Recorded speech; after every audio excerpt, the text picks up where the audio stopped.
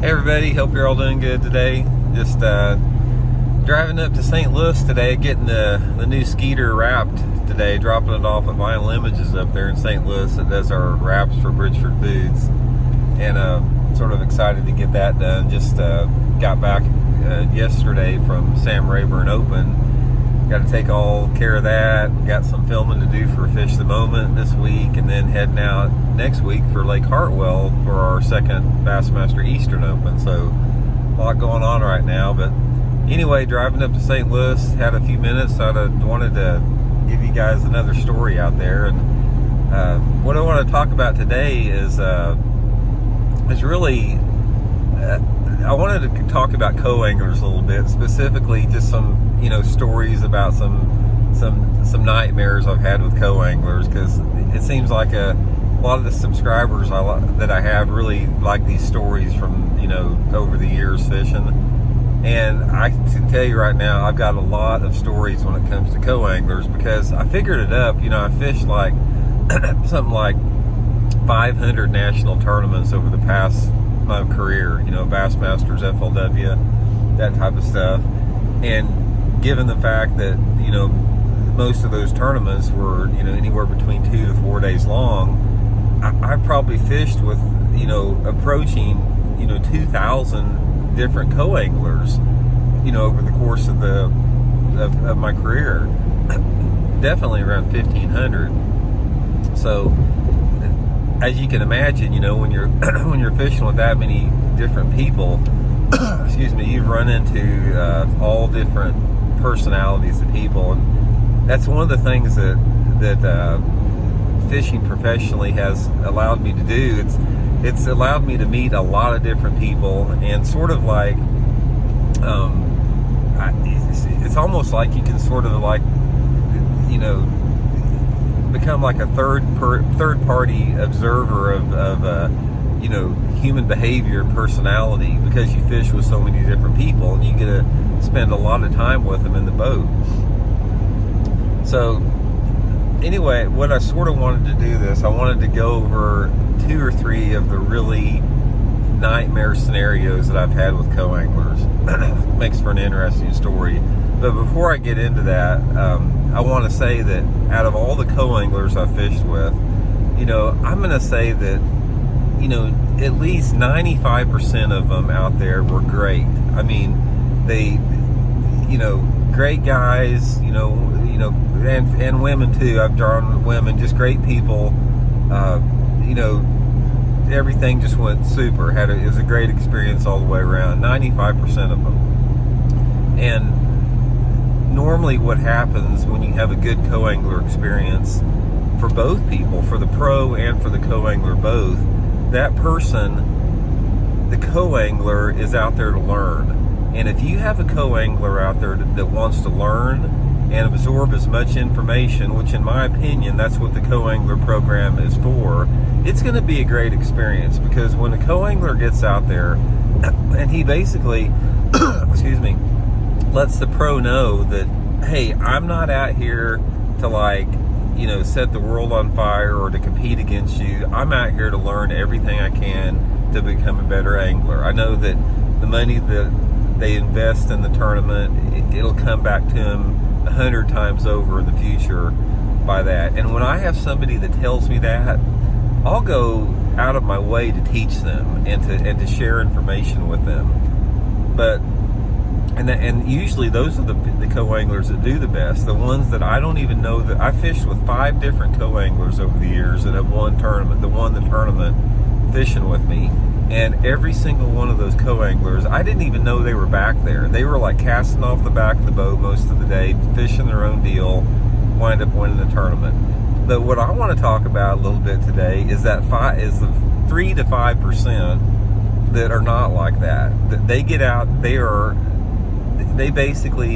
make it known a lot of times, and this is when I know it's going to be a bad day, is that they're competitive, and they're out there to catch as many fish as they can and to finish as high in the tournament as they can. And when I get a co-angler like that, almost inevitably it turns out to be a bad day for both of us. So, because what happens is they when you get one of those co-anglers that are like really highly competitive, they forget the fact that we as professionals are out there. We don't have other jobs. We are out there. This is how we pay our bills. It's how we feed our family. It's how we support our families. And most of them, you know, they've got regular jobs. Well, almost all of them, they've got regular jobs that they go back to, and this is just something they do for fun. So a lot of those co-anglers that I fished with, the three, I'm going to say 3%. Let's say 3% of them out there. Those 3%, they sometimes have a difficult time empathizing with the pros to put themselves in the pros position. So anyway, probably the three, and the gist of those 3%, I want to say, is most of them, they feel like they've got to get their bait up as far as they can in front of the boat, and that's the problem they have, and that's the misunderstanding they have, because in a co-angler situation, it's all about angle, and 99% of the time, the best angle that a co-angler is going to have is out the back of the boat, because their angle that their bait's coming down is the angle that will generate the strike. If they try to cast up in front of the boat, they're reducing their efficiency by 90%, and most of them don't understand that, but they have in their mind this mentality that they just want to cast up front, and it never works out good for either one of them. But the three, anyway, I want to talk about the three co-anglers that really stand out in my mind that were nightmares. And I'm not gonna name any names, and I'm not even gonna tell you which tournaments these were, because I don't want to reveal anything about that. So I'm going to keep it very generic in the case. But the first one that stands out in my mind is, I was fishing this one, and these are all Bassmaster Pro-Ams, FLW Tour events, Bassmaster FLW Cups, you know, big tournaments. The first one that stands out in my mind is I drew this one co-angler out that had a really, really bad reputation. I mean, this guy was like famous for being a nightmare to fish with. He was like legendary. And when I heard that I was paired with him, it's like, oh man, this is not going to be good. And sure enough to form, it was terrible. I was fishing this tournament, and I was fishing isolated targets it was basically fishing real shallow banks, and there would be like one log every 50 to 100 feet, isolated targets. And the only way that I could generate the strike on this particular pattern that I was fishing is you had to make multiple presentations to the cover. I'm talking about you had to make 20 to 30 casts at least from different angles to generate a bite. So what I may go up there, and I figured it out, I may make 15 or 20 pitches like with the jig, not get a bite, and then I might circle around it with a crankbait, and after another 10 or 15 casts I could get this fish to hit. But I had to have the freedom to make lots of casts on this one particular object. So the first morning we get out there, and I'm coming up to my first log, and these logs I'm talking about are not like big ones. They're like logs that are maybe 5 to 10 feet long, something like that. Pieces of brush, like a couple stick-ups or something like that. And so I pitch in there with my jig, and I pull up to start working on it, and the next thing I notice, I see this bait go past me from out of the back of the boat, pitching up in front of me, like 2 foot away from my bait. And so I said in my mind, I let this went on 3 or 4 times. This happened, and I just thought maybe it would go away. And sure enough, it didn't. And after about the third pitch, he caught a 5-pounder, like 2 foot away from my boat, doing this. And then I didn't say anything at that point. And then he caught another one, about 2.5 pounds, doing the same thing. I'm talking pitching up in front of the boat to the cover. And I finally turned around and I said, and because I didn't, want to, this was back when I had a little bit of a filter. Anymore, I don't have the patience anymore. I'll say something right off the bat now, but this was something that I was trying to be a little bit too polite.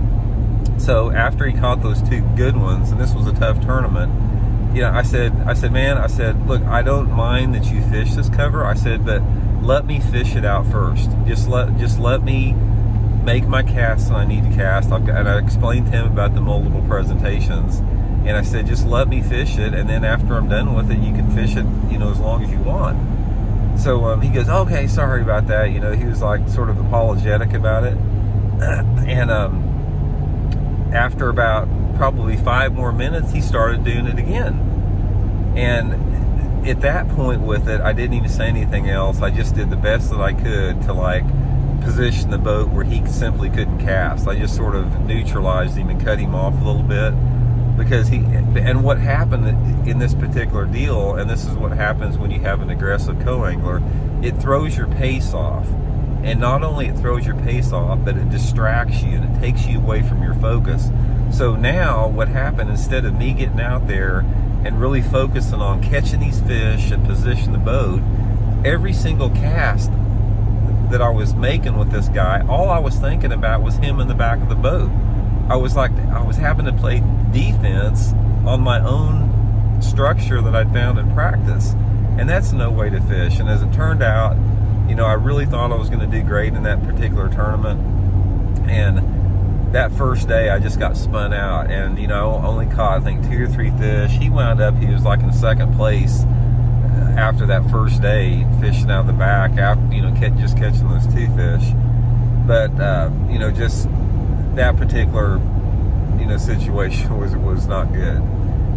The second thing that comes to my mind is I was fishing this one tournament, and we've all done this before. I was fishing really steep banks, and I was paralleling them tight, because I was throwing a crankbait parallel to really, really steep banks. And I'm talking about the bank dropped off.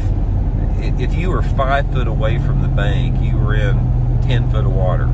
Super sharp drop on this. And the only way I could generate the strike on this particular area was to get right on the bank and parallel cast to the bank. And like I said, you couldn't get a bite if you position your boat out and threw in. It was just, you're wasting your time. So in practice, one of the co-anglers, one of my friends, was practicing with me, and he started taking a Carolina rig and throwing it straight out the back of the boat behind me, because I was paralleling it, and he caught a limit 2 of the 3 days of practice with me doing that. So the first day of the tournament, I draw this guy, and I told him, I said, man, we're going to be paralleling banks all day long. I said, I'm going to be right against the bank. I said, but my co-angler that I practiced with, I said, he caught 2 limits of fish throwing a Carolina rig straight out the back of the boat. And I said, that's probably what you need to do. And I said, if you get hung up, I got no problem going back for it. I tried to really, get him pumped up. And that's the worst thing about some of these co-anglers. When you get a co-angler, like an aggressive co-angler, sometimes you feel like you have to babysit them a little bit. Some co-anglers is like, man, you go out and do your thing. I'm just here to learn, to watch, and you don't have to worry about these people. But some of these co-anglers that you draw that are super hard charging and competitive, you literally have to babysit them. So anyway, I was telling him, man, I've got the bait you need. You can throw out the back, and he didn't say much about it.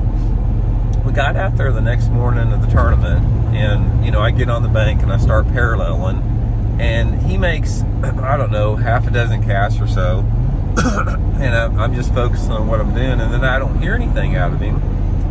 And so about 10 or 15 minutes into the day, I look back there, and he's put his rod down, and he's laying down on the back deck of the boat. And I said, what's the matter, man? He goes, I'm not going to fish like this. He said, this is not fishing. He said, I said, I am not. He goes, I'm not going to throw out the back of the boat all day long. I'll just sit here the rest of the day. And I said, dude, do you got something against catching a limit of fish? Because my buddy that would fish right where you were caught 2 limits of fish. He goes, I'm just not going to do it. I'm not going to fish like that. So anyway, this guy basically just pouted and whined all day and laid in the back of the boat. And it was just a bad experience for both of us. And okay, the next one, I've got a bunch of them that that are like minor, but the next one was I was fishing this other tournament, And this dude that I drew in this tournament, this co-angler, he was one of those co-anglers that had bounced back and forth between fishing the pro side and fishing the co side. So he'd done both over the past 10 years. So he was another one that sort of had a reputation of being tough to fish with. And he had sort of a reputation of being a little bit mouthy.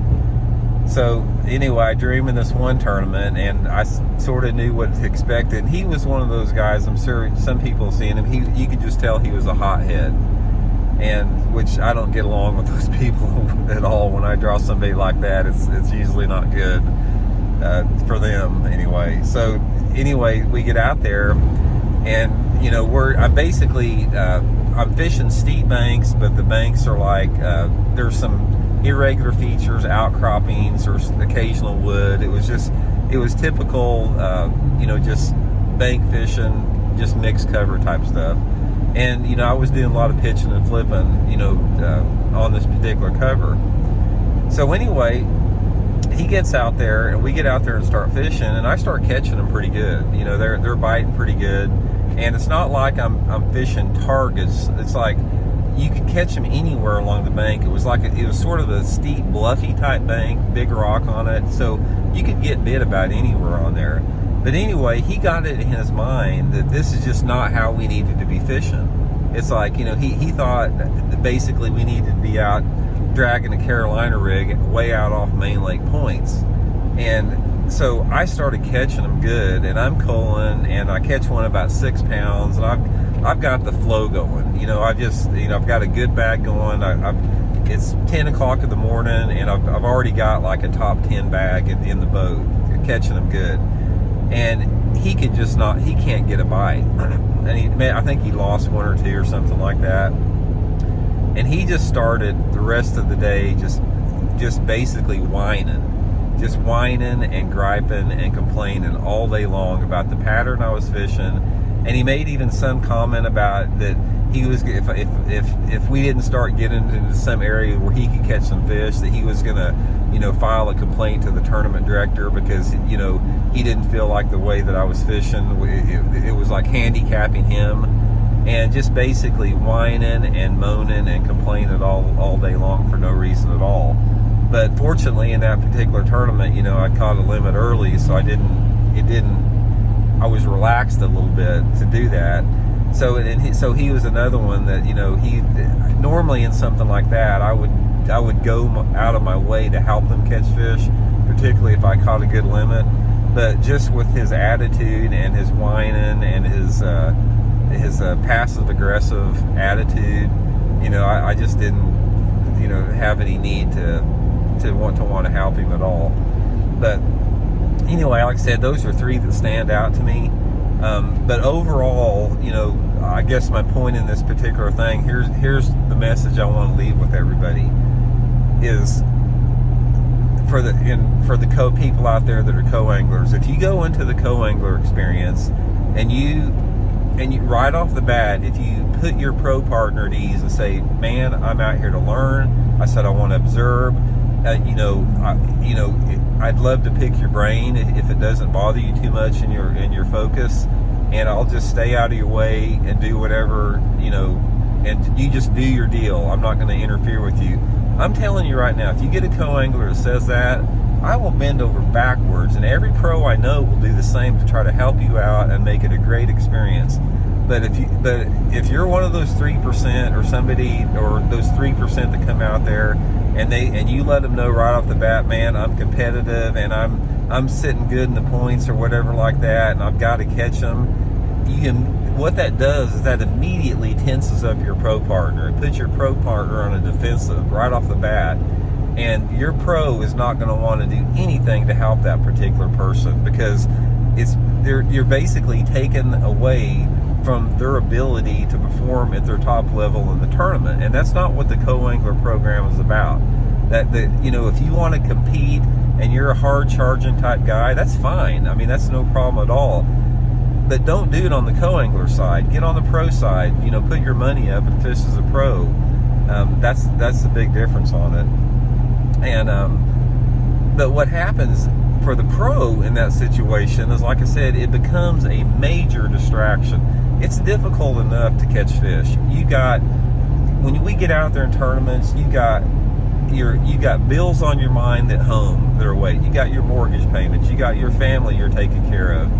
Plus, you have to figure out how to catch these bass. You got sponsor stuff.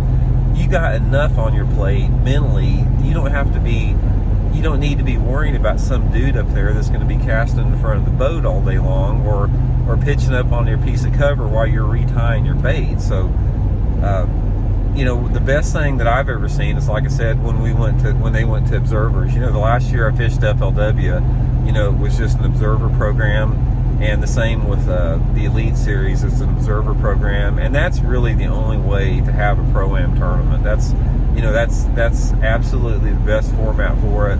But as long as you have co-anglers, you're still going to have to deal with the stuff that I've explained here. But overall, like I said, 97% of the guys out there, the people out there, are great people. It's a great experience.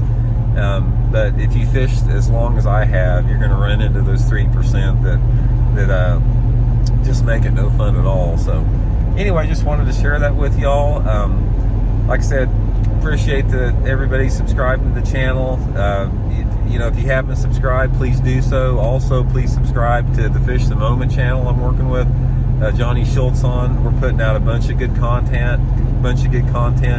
Everybody that watches the videos on the Fish the Moment, they say it's the #1 learning channel out there on YouTube. So if you haven't had a chance, check it out and you'll see what we're talking about. But anyway, going to check out now, going to get this boat wrapped, and we'll check in later on with another video. See you.